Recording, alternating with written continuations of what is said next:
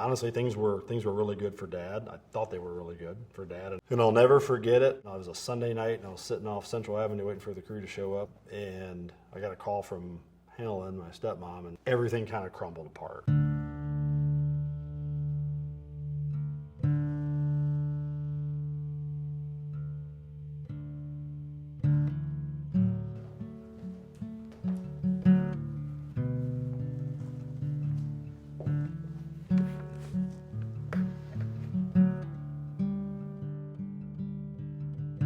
So grew up, born and raised in Napoleon, Ohio, Northwest Ohio, up in the flat part of the country. Work hard, that's right, that's how I was taught. That's the generation that those folks are. In middle school days, I raced dirt bikes, had a KX80. It was, Napoleon's a river town, the Maumee River splits it in half, so spent a lot of time boating. Had a great childhood. My mom and my dad, my mom got pregnant. They were dating in high school. My mom got pregnant when she was 15. They ended up splitting up and set about two and a half years after I was born. Right about then is when my dad started experiencing some, back then it was manic depression. It's bipolar now. It's same thing. Dad moved to Toledo. So his brother, my uncle Mike, had started a Mako auto body franchise. So my dad went to go work for him. He would work 6-7 days a week, 13-14 hours a day, just nonstop. He was also driven to be successful. He had worked for my Uncle Mike, he'd learned how to do all that, and then he actually went and started his own Mako franchise. He had a lot of success. He did really well. He really, one thing about my dad is what I learned from him in that aspect is he really took care of the people that worked for him. But his manic, and it was manic. It was not uncommon for my dad to disappear for 2 weeks. He would typically, he'd either go to Chicago or he'd go to St. Louis or he'd usually within 3 or 4 hours away. So my dad was a huge music guy. I'll be honest with you, my dad never told me a lot about it, but I know he was out checking out bands. He loved going to Chicago and going to small clubs and watching live music. It was just his release. Probably some other things he was doing. So my dad was very addicted to drugs. Over time, starting in the about 2000, early 2000s, he started doing a lot of cocaine and crack. I don't know a lot of what he was doing outside of I know he was watching some live music. And in his mind, he was just getting away. We weren't physically together a ton. We were together a lot growing up, every other weekend, and physically spending a lot of time. But day in and day out, no, he was an hour away in Toledo, and he was working. But when we were together, so my dad at his core was such a good person. The availability of mental health doctors was just starting to really grow at that time. Like we talk about it now, like we're doing now, like it's nothing.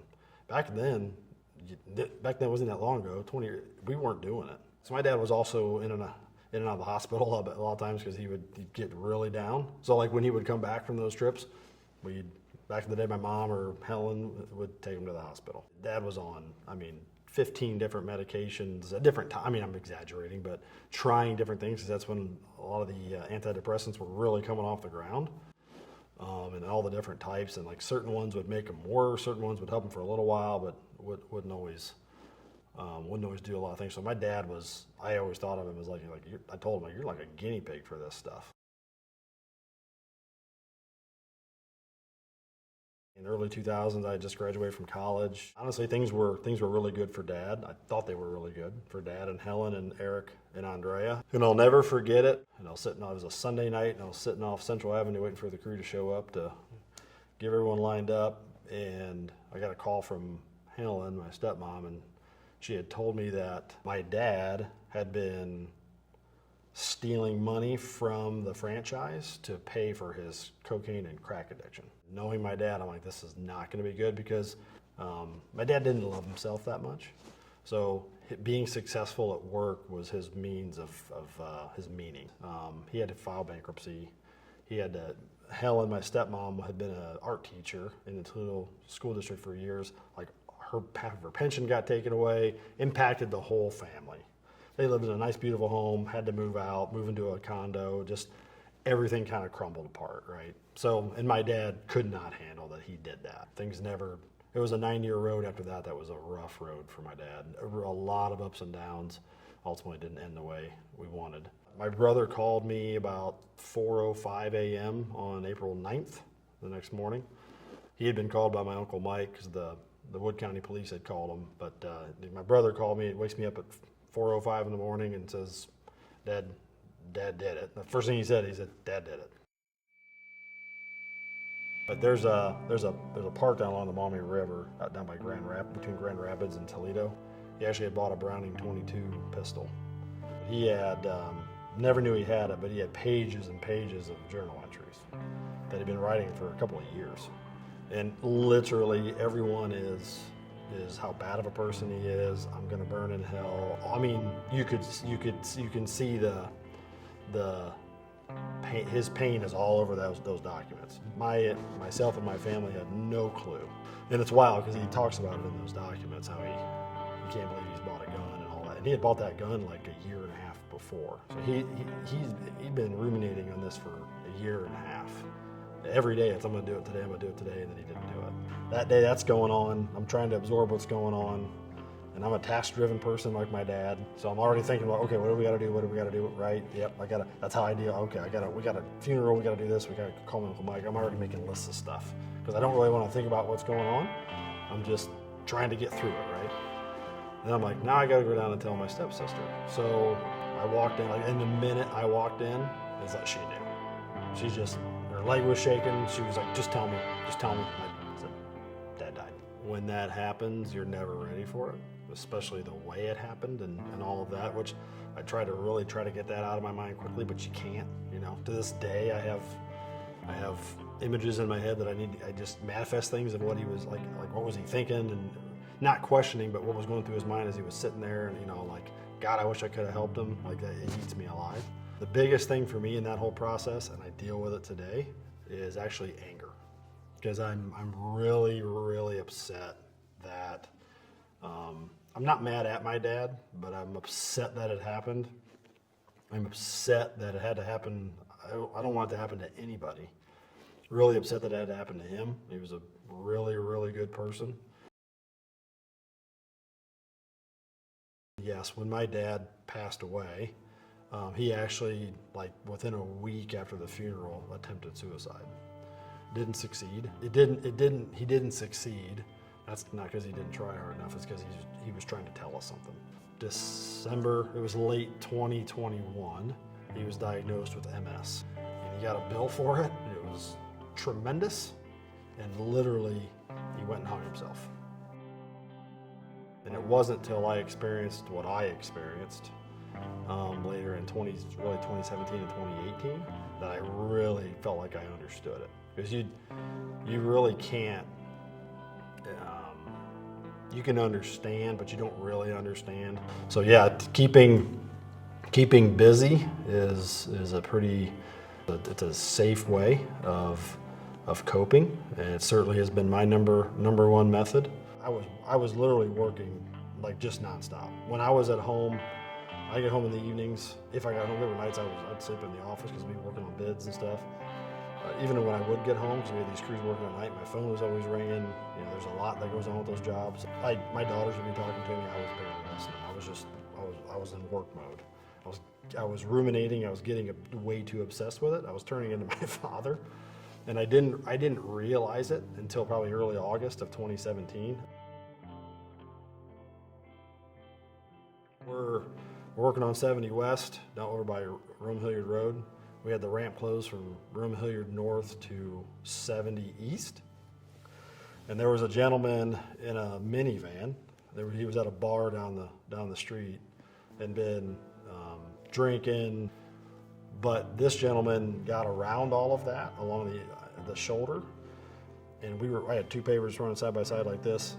And Steve was on the right side of the paver closest to the shoulder. And this gentleman came in, but we had three rollers in behind him, and the guys on the rollers were honking their horn because they could see him. Steve was just standing there next to the paver helping out, and this guy just came and didn't even slow down. And this was in front of the entire crew. Just ran him over. I got a call about 2 a.m. on September 30th. I heard the voicemail, and we had a zone intrusion. Steve got hit. He's dead. The impact of that definitely took me to my lowest. Nick, you knew this was going to happen. What do you just beating yourself up. So I really, the whole rest of that year, rest of that fall, especially into the winter, I was bad. I barely remember that Christmas that year. I was so obsessed with my own kind of self-pity. There were a lot of mornings I literally almost shut my phone off and just drove to Chicago. And I was like, now I know how Dad feels. And I remember just looking in the mirror and just, I don't know that I said it out loud, but I was just like, what? You got to get yourself straightened out. Yeah, that's when I started seeking therapy, which was life-saving probably for me, honestly.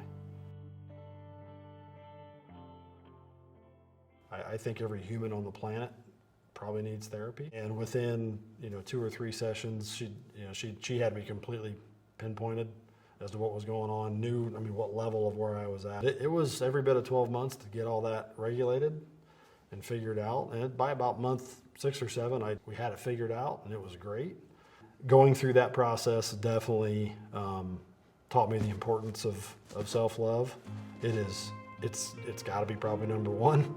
I've seen my father and I've seen other people make mistakes that hurt themselves. It has taught me that you gotta make some sacrifices to be happy, but you gotta be happy in here and in here first.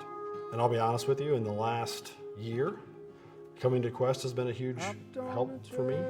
It's taken me to another level of happiness, just for myself. Sure am sad to see you go. Most of all, I'll miss the times never known. I try to take the anger that I have and I turn it into drive. I don't let it. I have moments. There are people in my life that can tell you I definitely have I have moments where I do get angry at things. A lot of times I just got to vent about them on my own, but I really try to turn that into drive. You got to give yourself time and be patient with yourself, and you're going to have to rely on others, which is something I'm not really good at. You got to talk about it. You got to get it. You got to get it out. At least I know that I did. You got to express it. There are people out there that care. Yeah, it's something you never get over it. You never ever get over it. It's someone that you love and is your DNA, and they loved you, and you had a lot of great times together, and especially when you know how good of a person they are, it hurts so bad. Everyone's life and situation's different, but it's easy to focus on the negatives. I've had moments, but really focusing, I'm always doing my best when I'm focusing on what I have. My daughters, my family, Brooke now, and all how happy that's made me. I don't like the spotlight. I don't like being the center of attention ever. I just hope anyone that sees this can find the faith that if you talk about it, if you recognize it, you try to look yourself in the mirror and just admit, I think it'll help you. It's time to talk. Feeling alone, start right there and pick up the phone. Loving is easy, but the fight it is hard. You're up again. You're up against the wedding of